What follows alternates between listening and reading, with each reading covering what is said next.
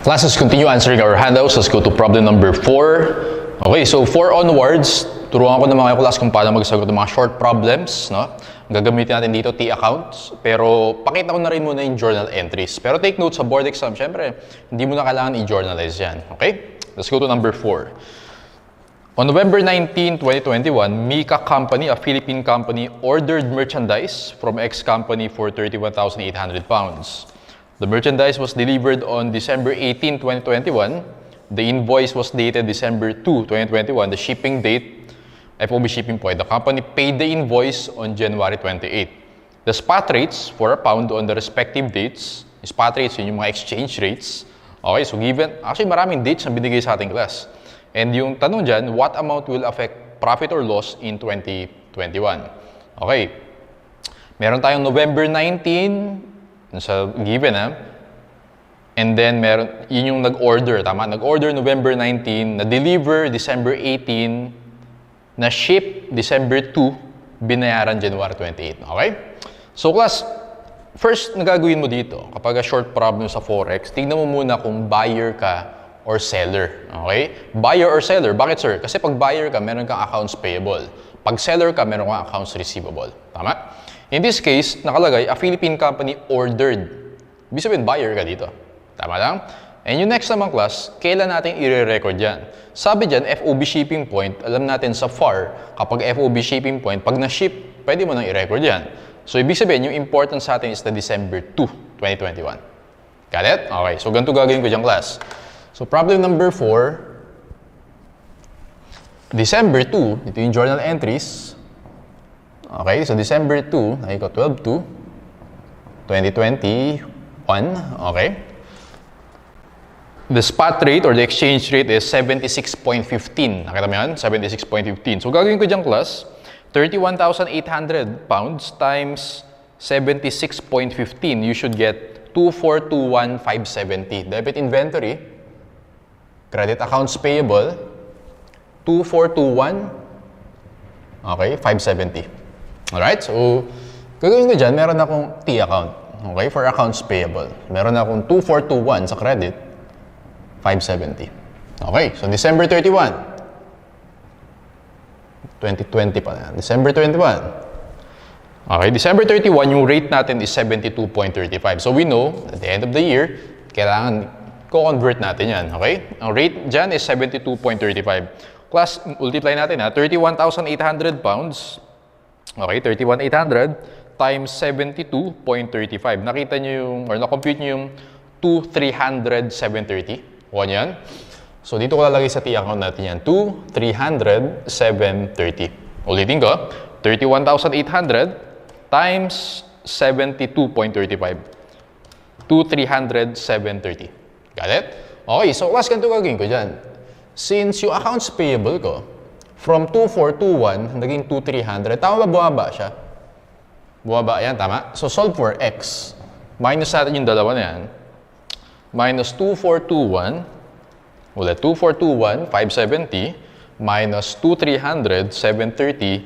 I got here 120, 840. Okay, so analyze natin, class. Si buyer ka, tama? Instead na bayaran mo 2421, ang babayaran mo na lang 2,300. Bumaba yan. Is it a gain or loss? It's a gain. Kasi mas mababa yung babayaran mo. Basically. Okay? So yung 128.40, this is a gain. Kung titignan mo yan sa journal entry natin class, bumaba yung accounts payable. Tama? Nag-debit tayo. So debit accounts payable, credit forex gain. That is 120. 840. So, pinapakita ko lang itong journal entries. Pero again, T-account lang kaya mo sagutan yan. Got it? Actually, yun na yung sagot dyan, class. So, 128.40. 2021 pala yung date. So, tama pala ito. 2021. 2021. Okay. Actually, yun na yung sagot dyan, class, is letter A, 128.48. Pero pakita ko na rin yung 2022. Okay? 2022, binayaran January 28. So, ganito gagawin ko dyan, class. Gagawin ko dyan is... What is the rate ng January 28? 73.15, okay? 31,800, o 31,800 times 73.15. Nakuha mo ba dyan, class, yung 2,326,170? Okay, so 2326, pwedeng update ko muna siya. 2326, 170. Okay, 2.3, naging 2326. Tama ba class? Tumaas yan. So solve for x. Minus 2,300, 730.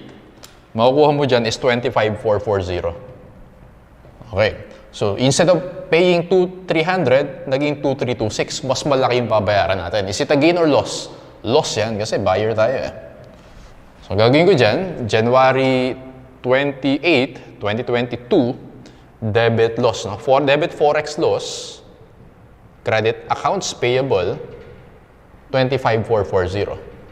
Okay, actually, pwede mong gawin dun class, since dito yung increase ka ng AP, pwedeng, okay, mag-credit accounts payable ako.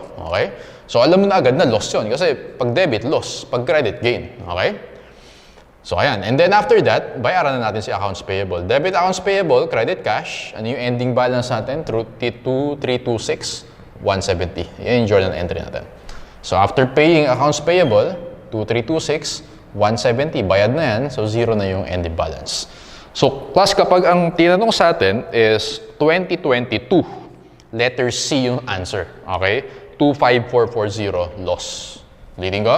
So, sagot natin sa number 4 is letter A, 12840 gain. Okay? So, pag ang tanong sa'yo is 2022, C yung sagot mo, 25440 loss. Okay, let's practice. Number 5. On October 5, 2020, Joy Company sold goods. Pag sold, ibig sabihin, seller ka. Tama? Pag seller ka, meron kang accounts receivable. Tama? So, lagay mo dyan, seller. On account to X Corporation for 50,320 pounds. The date of invoice is October 29 and payment January 30. Okay, so may binigay sa'yo dito. Exchange rates were as follows. Okay, October 5, 29, 31, January 30. Meron kang bid rate and meron kang offer rate. Actually, class, pag pumunta ka ng mga bangko, makikita mo yan, naka-publish. Mga forex doon, may bid rate, may offer rate. So, ang ibang tawag dyan, yung bid rate, actually, iyan yung buying rate. Okay, yung offer rate naman, iyan yung selling rate. Pag pumunta ka ng bangko, makikita mo yun. Naka-publish yan. Okay?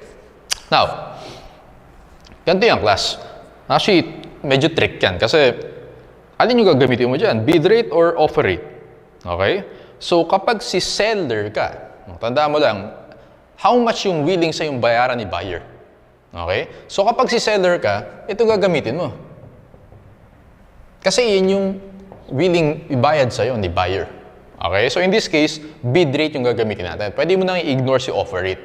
Okay? Pero kapag buyer ka naman, how much yung willing sa'yo ibenta ni seller? Ito gagamitin mo. So, ulitin ko. Kapag seller ka, bid rate yung gagamitin mo. Or buying rate. Kapag buyer ka naman, offer rate or selling rate. Kasi isipin mo lang, class, ano yung willing yung counterparty natin ibayad sa atin or ibenta sa atin? Parang ganun. Okay, so lagay mo dyan, bid rate. Now, pipili tayo, October 5, October 29. Well, nakalagay, date of invoice, October 29. Ibig sabihin, dyan ni-record yung accounts receivable and sales. So, gamitin natin class is October 29. Let's journalize. October 29, 2020. Okay, so sabayan nyo ako mag-compute ha. 50,320 pounds times bid rate no October 29, 68.7. I get here 3456984. Debit, AR credit sales, kasi seller tayo, 3456, okay, 984. Alright, so kung gagawa ka ng T-account dyan, meron kang AR, 3456, 984. Alright, and then let's go to December 31. December 31, 2020, update natin yung class. Nakita mo yung rate dyan, 64.10, okay, 50,320 pounds, times 64.10, you get here 3225,512. Okay, so gagawin ko dyan, 3225,512. Alright? Tumaas, solve for x. Okay, x is minus 3456, 984. 231,472. 231,472. Okay, so class, ikaw si seller. No? From 3456, hindi pala. Bumaba pala yan. Bumaba pala. Ikaw si seller. From 3456, naging 3225. Bumaba. Ano yan? Gain or loss? Well, marireceive ko. Mas bumababa. Therefore, this is a loss. Does that make sense? Or pwede kong gawin ganito class para mas madali. So, since nag-credit ako ng AR, credit yan. Therefore, ang debit ko is a loss. Tama? Forex loss. Kapag naman AR ko is debit, ang partner niyan, forex gain. Para balance yung entry natin. Tama lang? So, ibig sabihin, meron tayong loss na 231,472. Okay. And then, let's go to the last date, January 30, 2021. Update muna natin yung AR. Yung rate dyan is 62.4, 50,320 times 62.4. You should get 3139968. 3139968. Okay, 3225 naging 3139, bumaba na naman.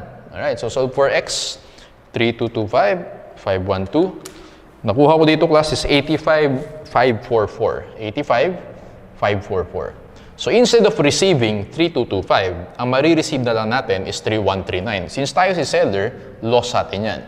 Yung counterparty natin, si buyer, gain naman sa kanya. Tama lang? Okay, so gagawin ko dyan, loss ako, no? Debit forex loss, credit AR, 85,544. Okay, and then same date, marireceive ko na yung AR na yan, debit cash, credit AR, 3139,968. Okay, so after this, zero balance sa yung AR natin. Okay, ano ba yung tanong sa ating class? What amount will affect P&L 2021? Well, ang sagot natin is this one, 85,544 loss, letter B. Pag ang tanong naman sa atin, 2020, answer natin dyan is 231,472. Letter C yan. Kapag ang tanong is 2020, letter C yung sagot. Pero ang tanong dito is 2021, boy yung sagot natin.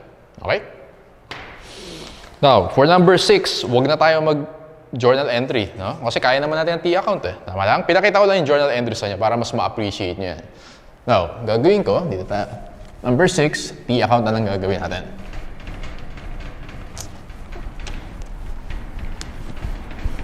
Okay. On September 1, 2020, Patricia Company sold. So, lagyan mo dyan seller. Meron siyang AR. Merchandise to a foreign firm for 250,000 francs. Terms of the sale require payment in francs on Feb 1, 2021. Okay. So, nagbenta September 1 yung collection Feb 1. On September 1, the spot exchange rate was 1.20 per franc. On December 31, 1.19. Feb 1, 1.22. When payment was received, how much should it report as forex gain or loss in 2021 income statement? Okay, easy. Meron akong AR. Okay, initial recording noong September 1. So, sabayan nyo ako mag-compute. 250,000 times 1.2, you get 300,000. Tama? Kaya very important class kung AR or accounts payable. Kasi, depende dyan yung gain or loss. Okay? December 31 naman class, naging 1.22. 250,000 times 1.22. 1.19 pala. 250,000 times 1.19, 297,500. 297,500. Bisayin, bumaba siya. Okay? Solve for X minus 300,000, you get 2,500 loss. Loss yan. Bakit, sir? Kasi instead of receiving 300,000, marireceive mo 297 na lang. Mas mababa, so loss yun. Or pwede mo isipin, okay, nag-credit ako ng AR, so para balance yan, dapat mag-debit ako ng loss. Tama? Wala naman debit na gain eh. Tama? So pag credit yung AR, debit loss. Okay, let's go to Feb 1, 1.22, 250,000 times 1.22, you get 305,000. In this case, nag-increase naman. Tama? So solve for X, 297,500 minus 300,000, 7,500 gain. Nag-increase eh. So, mas mataas yung marireceive natin. Instead of receiving 297, marireceive mo is 305. So, answer natin dito class, kailan, ano ba yung tanong? 2021. So, 7,500 gain, dog yung sagot natin. If ang tanong sa'yo is 2020, boy naman yung sagot mo. Okay? Pero 2021 yung question, so dog for number 6. As you notice, T-account lang, kayang-kaya natin yan. Let's go to number 7. T-account ulit tayo. Novify Corp bought inventory items. So kung bought, ibig sabihin, you are the buyer. Okay? Meron kang accounts payable. So gagawin ko dyan, gawa na agad ang T-account. Accounts payable. From a foreign supplier in Japan on November 15 for 100,000 yen when the spot rate was 0.4295. Okay. 100,000 times 0.4295, 42,950. Because it's an accounts payable, lalagay ko sa credit yan. 42,950. On December 31, the spot rate was 0.4245. So 100,000 times 0.4245, you get 42,450. 42,450. Tama ba, class? 42,950, bumaba siya. Okay, naging 42,450. So, yung decrease niya is 500. Okay? X natin is 500. Class, ano yan? Gain or loss? Analyze natin. Dapat ang babayaran ko, 42,950. Biglang 42,450 na lang, bumaba. So, ibig sabihin, I have a forex gain. Tama lang. Or, pwede mo isipin, journal entry. So, nag-debit ako ng AP. So, debit accounts payable. Para balance siya, magre-record ako ng forex gain. Alright? Sige. So, last date natin, date of settlement, which is January 15. Spot rate doon dyan, class, is 0.4345. 100,000 times 0.4345, you get 43,450. So, in this case naman, tumaas naman. So, solve for X. 42,450 naging 43,450. This is 1,000. So, tumaas yung babayaran natin. Therefore, we have a loss. Answer natin dito, class, letter A. 500 gain, and then for 2020, for 2021, 1,000 loss. Okay, so madali lang, di ba? Pag short problems. Okay, so ganyan lang, class. Again, pinakita ko lang yung journal entries, pero in the board exam, ang gawin mo, T-account ka, and then pag may extra time ka, pag binalikan mo yung mga sagot mo, ayun, pwede kang mag-check through journal entries. Okay. Sige, so tingnan natin, class, yung next problem. Actually, next problem, class, problem number 8, i-disregard muna yan. Baka kasi malito. Kasi kung titignan mo, class, yung given na table sa middle portion of the problem, nakita mo ba yung spot rate and may nakalagay dyan na forward rate? Nakita mo yung forward rate? Actually, dapat sa next topic pa natin to, about derivatives, no? Naligaw lang dyan yung problem number 8. So, i-disregard muna yung 8 para hindi ka malito. Okay? Forex muna tayo ngayon without derivatives. So, next meeting, derivatives yung sasagutan natin. Okay? So, skip number 8. Let's go to problem number 9. So, this is the last problem for this topic. Okay.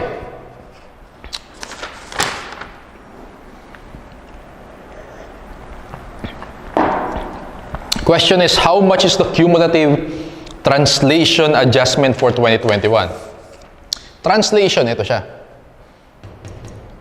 Functional to presentation. Okay? So, let's read. Nestor Corp owns a subsidiary in Singapore whose statement of financial position in Singaporean dollars for the last 2 years as follows. Meron tayong December 31, 2020 and December 31, 2021. Assets, liabilities, and equity, kompleto. No? Yung balance sheet na binigay sa atin for 2 years. And then meron tayong relevant exchange rates.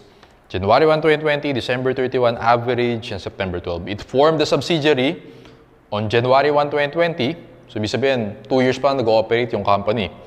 Income of the subsidiary was earned evenly throughout the years, and the subsidiary declared dividends worth 15,000 on September 12, 2020, and none were declared during 2021. How much is the cumulative translation adjustment for 2021? Okay, now, ito siya. Translation, functional to presentation. Gagamitin natin dyan, class, is the closing or the current rate method. Ano nga ba yung rules natin dyan? Assets and liabilities, closing rate. Equity, CS APIC, date of transaction, or kung kailan in-issue yung shares. Okay? Kailan sinimulan, in-incorporate. Retained earnings, net income, average. Dividends, kung kailan dineclare o kailan binayaran. Income statement items, lahat yan, average gagamitin natin. Lahat ng changes under the closing or current rate method, ipe-present natin as other comprehensive income. So, class, ang ibig sabihin ng cumulative translation adjustment, ang ibang tawag dyan is FCTA. Okay? FCTA is Foreign Currency Translation Adjustment. Iyon yung ginagamit na term. Okay? And presented siya as OCI. Tama ba, class? Yung OCI is an equity account. Tama? Ayan. FCTA din yung ibang tawag dun sa Cumulative Translation Adjustment. Okay. Tingnan natin. So, paano gagawin mo dyan, sir? Well, susundan natin yung rules. Start muna tayo with 2020. 2020, start tayo sa assets. Class, tama ba yung assets dyan? Yung total is 1,702,500. Nakita mo yun sa balance sheet? 1,702,500. Multiply natin yan by the closing rate. December 31, 2020. Nakita mo dyan yung 42.5. Okay, times 42.5.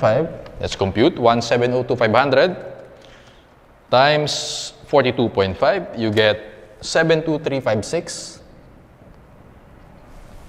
250. Okay. Sige. So, 72,356, 250. Let's go to liabilities. Tingnan natin class ha. Meron tayong, for the liabilities, computing nga natin class yung liabs. Accounts payable, 2020 muna tayo. Accounts payable, 165,000. Long-term debt, 967,500. Nakuha mo ba class yung total na 1,132,500?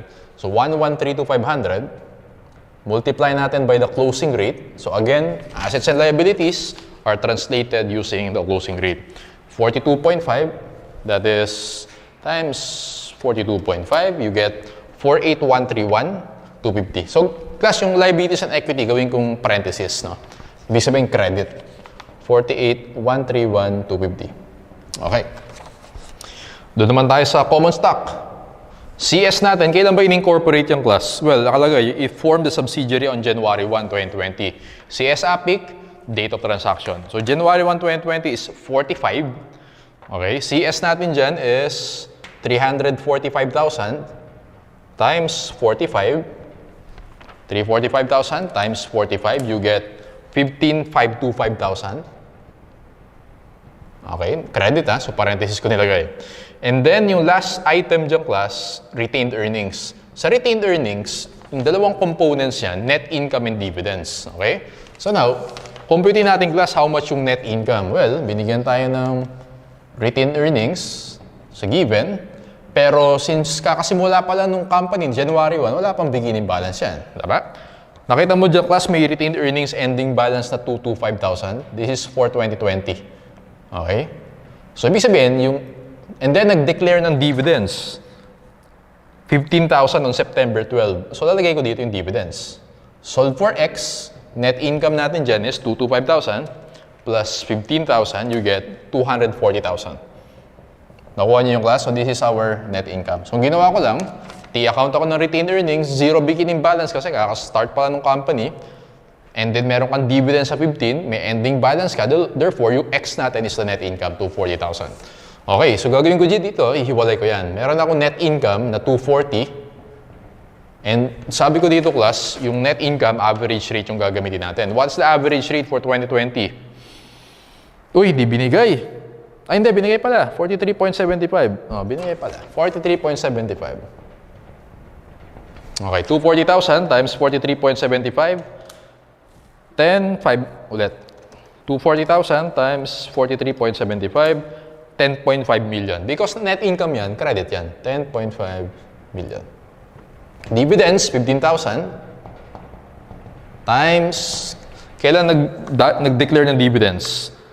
Nakita mo dyan class yung September 12. September 12, that is 40 times 40. 15,000 times 40, you get 600,000. Pero take note class, yung dividends, nagdi-decrease siya ng equity account. Kaya debit. So, big sabihin, huwag natin lagyan ng parenthesis.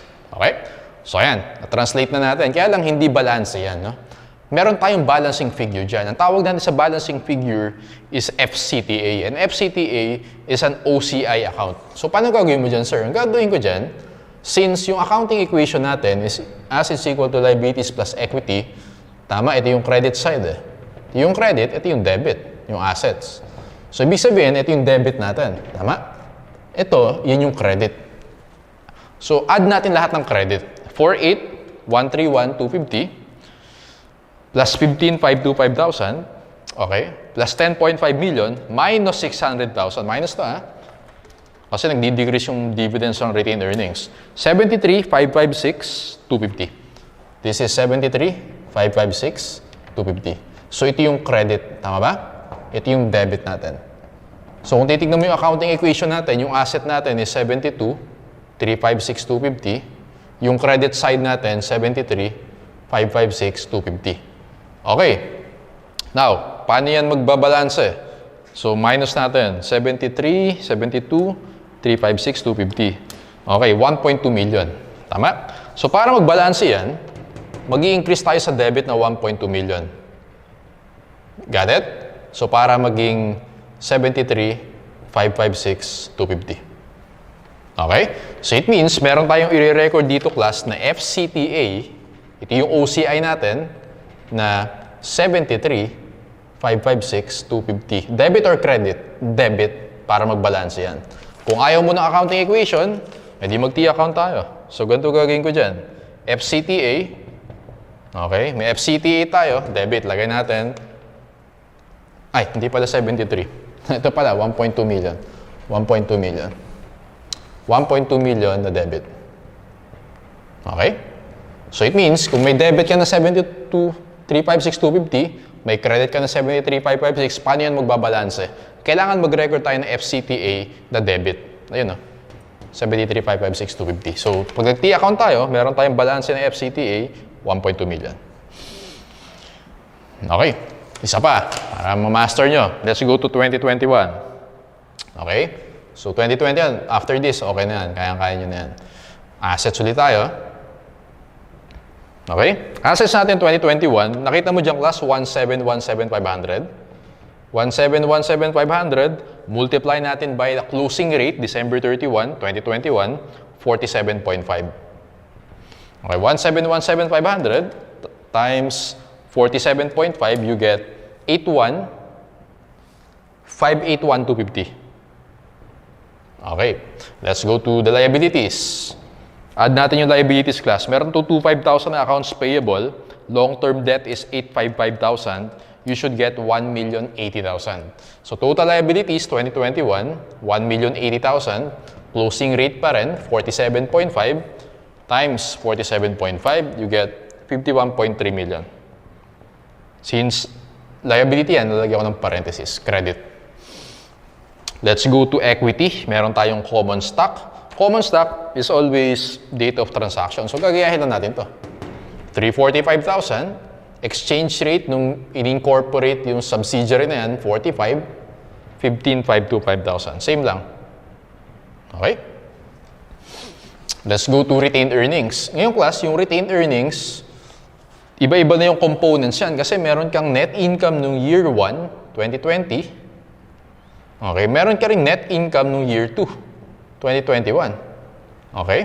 And sabi niya sa problem, sa last part class, no? None were declared during 2021. Wala kang dividends noong 2021. So, meron kang dividends noong 2020, pero wala kang dividends noong 2021. Okay? Dito muna tayo sa net income 2020. Well, na-compute na natin kanina yan. 240,000 times 43.75. Yun pa rin yan. Okay? We have 10.5 million. Okay, and then yung dividends, so compute na rin natin yan. 15,000 times 40, you have 600,000. Kulang na lang natin is yung net income ng 2021. Well, if meron akong retained earnings na beginning 225, ending balance ko ng 2021 is, nakita mo dyan class, 292,500, 292,500. Solve for x. X is equal to, so from 225,000 naging 292,500. Ibig sabihin class, net income natin is 67,500 for year 2021. Okay? Take note, wala tayong dividends kasi sabi sa problem, wala daw dineclare for 2021. So, 67,500 and then, since net income yan, kailangan average yung gamitin natin. Meron ba tayong average for 2021? Uy, sir, wala. Pag walang average na binigay for that year, i-compute natin. Paano yun, sir? Simple average lang. Tama ba meron tayong December 31, 2020? Yun din yung January 1, 2021. So, beginning plus ending divided by 2. Ganito gagawin ko dyan, class. 42.5 yung beginning plus 47.5 ending, i-divide ko by 2. Na-compute mo yung 45. Okay? 45 yung average natin for the year. Ulitin ko, January 1 and December 31, divide natin by 2. Okay? Since sa given dyan, December 31, 2020, yun na rin yung January 1, 2021. Okay, 67,500 times 67,500 times 45. You have 3,037,500. Net income yan, so meron tayong credit. Ayan. Sige, so ito yung debit natin, yung asset. Ito lahat ng credit natin. Dapat balance yan. Okay? 51.3 million plus 15,525,000 plus 10.5 million plus 3,037,500 minus 600,000. Na-compute ko class dito, yung credit ko is 79,762,500. 79,762,500. This is my credit. And this is my debit. Obviously, yung debit natin, 81,581, yung credit natin is 79,762. Class, paano natin babalansehin yan? Kailangan natin ng credit.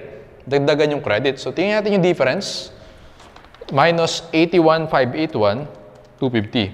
So, ibig sabihin, class, we have to have an FCTA na credit, okay, for 181,850. Does that make sense? Ulitin ko. Meron tayong debit, 81,581,250. Ito yung credit natin. Para mag-balance yan, dagdagan natin yung credit natin ng 181,850. Alright? Take note na yung FCTA na yan, okay? Kasi balance sheet item yan. Tama? Lahat to balance sheet items. Yung FCTA, ending balance yan. Okay? So yung 181,850 na credit, dito siya. Nakuha mo yan? Okay? So ibig sabihin, meron kang beginning balance na debit. Yung FCTA class, yung normal balance yan, pwedeng debit, pwedeng credit. Okay? Meron kang beginning na debit, meron kang ending na credit. Okay? And ang tanong dyan, how much is the cumulative translation adjustment for 2021? How much daw yung adjustment? How much yung adjustment? Ito siya. Solve for X, okay? 1.2 million plus 181,850, dapat may adjustment tayo na 3,018,750. Okay? Answer natin dito, class, is letter C. Okay. Letter C. Alright. So, ito, class, medyo nakakalito to, no?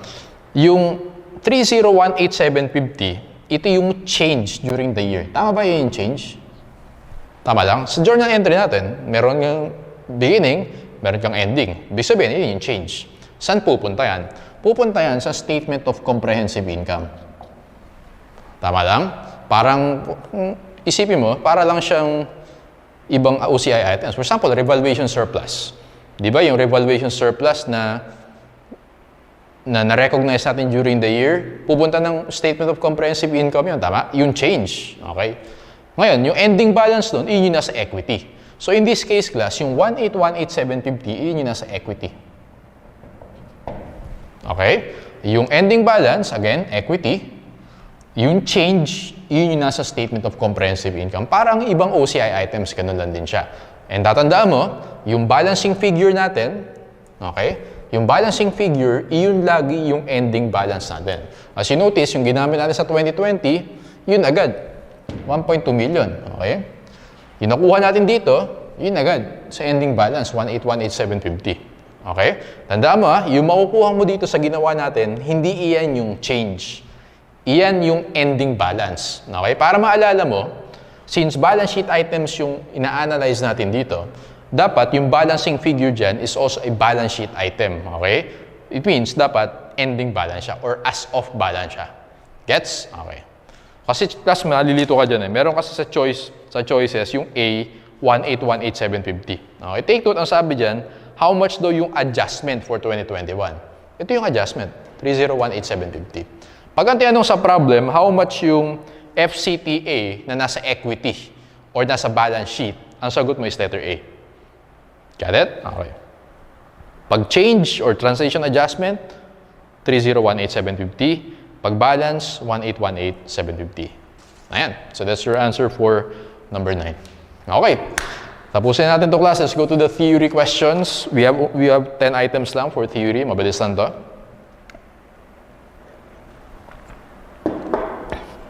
Theory number 1, a foreign currency transaction includes which of the following? A, purchase and sale of goods whose price is denominated in foreign currency. Yes. Importation, exportation. B, borrowing and lending of funds when the amounts payable or receivable are denominated in foreign currency. Yes. Incurrence and settlement of liabilities denominated in foreign currency. As long as denominated siya in foreign currency, that's an example of foreign currency transaction. Letter D, all of the above is the answer. Number 2, what is a company's functional currency? A, the currency of the primary economic environment in which it operates? Yes. So answer natin for 2 is A again. Pag functional currency, yan yung dominant currency. Boy, the currency of the country where it has its headquarters, nope.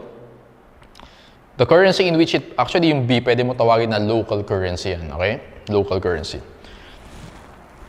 C, the currency in which it prepares its FS, presentation currency yung C. D, the reporting currency of its parent for a subsidiary, pwede rin presentation yan. A yung sagot natin for number 2. Number 3, in accounting, the term translation refers to A, calculation of gains or losses, B, calculation of exchange rates, C, procedure required to identify a company's functional currency, D, a procedure to prepare a foreign subsidiary's FS for consolidation, DOG. Ito, yung ginamit natin, yung last problem. This is an example of translation. DOG for number 3. Number 4, for a foreign subsidiary that uses the dollar as its functional currency, what translation method is used? Okay, so meron tayong foreign subsidiary nasa US, okay? US dollar yung functional niya. What method is required? Okay, so naka-functional na siya, functional to presentation, tama? So closing or current rate method, letter C yung sagot natin, current rate method. Naka-functional na siya. Hindi ibig sabihin, from functional to presentation yan. Number 5, so letter C for number 4. Number 5, according to PAS 21, which method is usually required for translating a foreign subsidiary's FS? Translation, closing or current rate method, yung ginamit natin dito, yun yun. Letter B, the current rate method. Boy. Number 6, which accounts are remeasured using the current exchange rates? Pag sabi mo current exchange rates, yun yung December 31 closing rate. Okay? Tingnan natin. A, alin daw yung ginagamitan natin ng December 31 exchange rate? A, all revenues and expenses. Nope. Pag revenues and expenses, usually average yan. No? B, all assets and liabilities. Well, assets and liabilities, hindi. Kasi dito, pag temporal method, yung monetary lang yung closing rate. Pag non-monetary, hindi naman closing rate yung ginagamit natin. So, mali na agad yung B. Letter C, all monetary assets and liabilities. Ayun. Pag monetary items, closing rate lagi yan. So, yung letter C is always true. Letter C yung sagot natin. Dog naman, all current assets and liabilities. False. So, boy, yung boy dito, all assets and liabilities, not always true. Okay? Kasi pag non-monetary, hindi naman closing rate yung ginagamit natin. So, answer here, class, is letter C. All monetary assets and liabilities. Number 7, in translating a foreign subsidiary's FS, which exchange rate does the current method require for the subsidiary's assets and liabilities? Current method, assets and liabilities, closing rate, December 31, DOG. The exchange rate, in effect, as of the balance sheet date. Okay? Number 8, the translation adjustment from translating a foreign subsidiary's FS should be shown as ito, yung FCTA. Yung FCTA natin, shown siya as letter C, a component of stockholders' equity on the consolidated balance sheet. So in this case, yung 1818750, yun yung makikita mo sa balance sheet sa equity section. Okay? Letter C.